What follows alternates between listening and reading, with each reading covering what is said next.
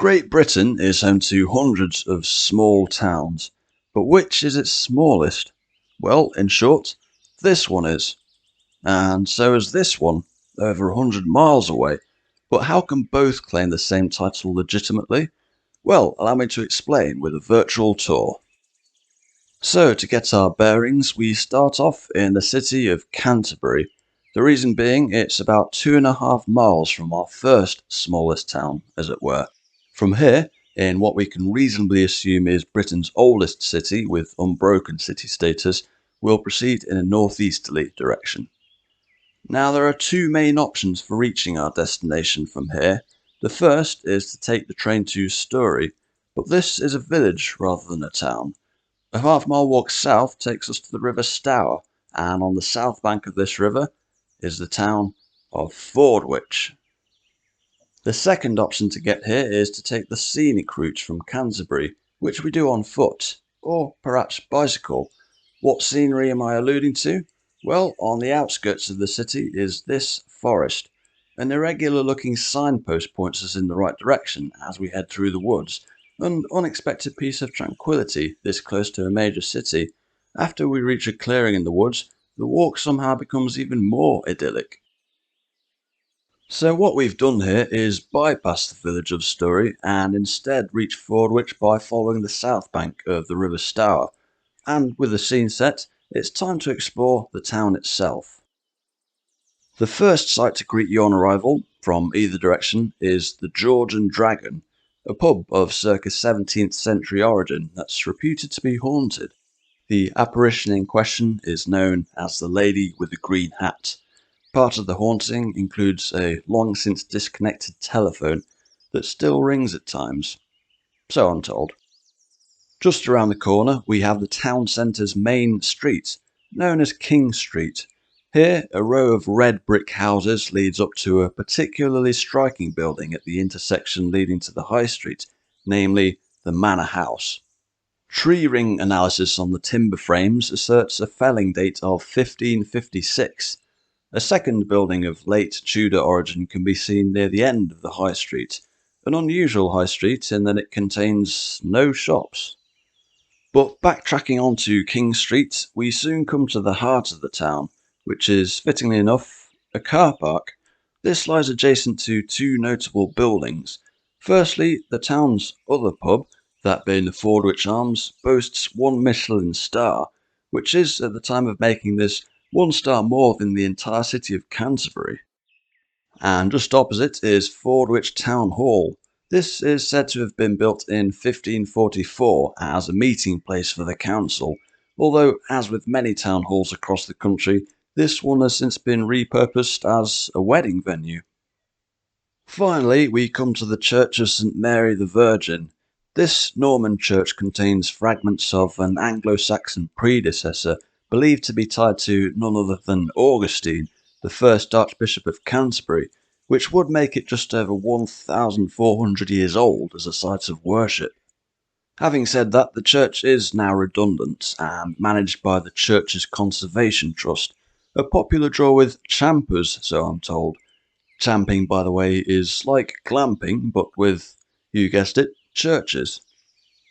And aside from a few residential streets, that's the whole town.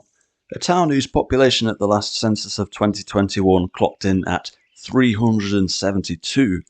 So why is it a town and not a village? Well, the simple answer is, it was granted a royal charter. Specifically, a merchant guild charter issued in 1184 by Henry II, reflecting its importance as the de facto port of Canterbury. Whilst it may not look like much today, this was once a hive of activity, being the furthest upstream navigable point on the River Stour. When the Normans rebuilt Canterbury Cathedral, they brought over stone from the city of Caen in Normandy right here to Fordwich, before carting it off the remaining few miles. But whilst Fordwich may be Britain's smallest town by population, its area is about 1.8 square kilometres, which makes it about 9 times bigger than Britain's other smallest town. So let's warp our way over there now. Welcome to Manningtree. Located just northeast of Colchester, this is a town that appears normal enough at first glance. By sheer coincidence, just like Fordwich, it's also bound to the north by the River Stour. This namesake river defines a large part of the natural border between Essex to the south and Suffolk to the north, and the very same river that appears in a number of works by John Constable, including the Hay Wain. On a darker note, this was for a few years home to Matthew Hopkins in the 1640s. Hopkins, aka the Witchfinder General, was responsible for sending allegedly hundreds to their deaths due to suspected witchcraft, and duly received 20 shillings per victim, but I'm sure that's unrelated.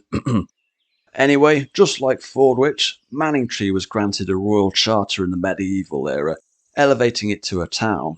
In its case, this came courtesy of Henry III in 1238. As is typical of charters of its kind, this permitted it the right to hold a weekly market and an annual fair. Manningtree still hosts regular markets to this day. Having had a prosperous wool trade between the 15th and 18th centuries, Manningtree would also benefit from a mainline rail connection when the railway arrived in 1846, a station well known to anyone from Norwich or Ipswich, for instance.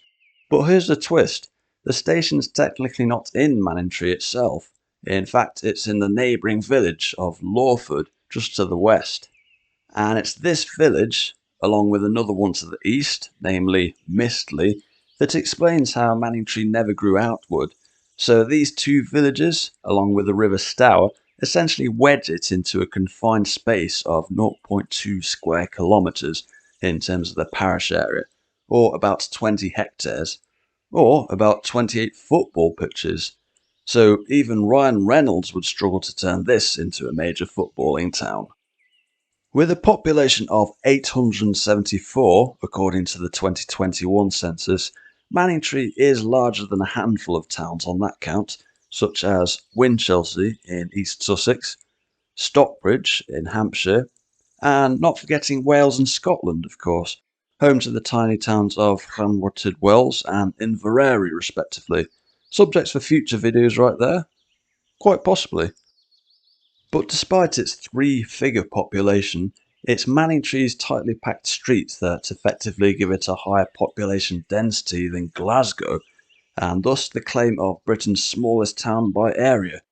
Meanwhile, Fordwich, with its latest census results clocking in its 372 residents, is Britain's smallest town by population. To put that into further perspective, Lancing in West Sussex returned a population figure of over 19,000 at the same census, despite it being a village. The point being that the differentiating factor between a British town and a British village is not its size, but its royal charter, or lack thereof. So if you're looking for some small town charm, well, now you have a couple of ideas. Thanks for watching and have a great day.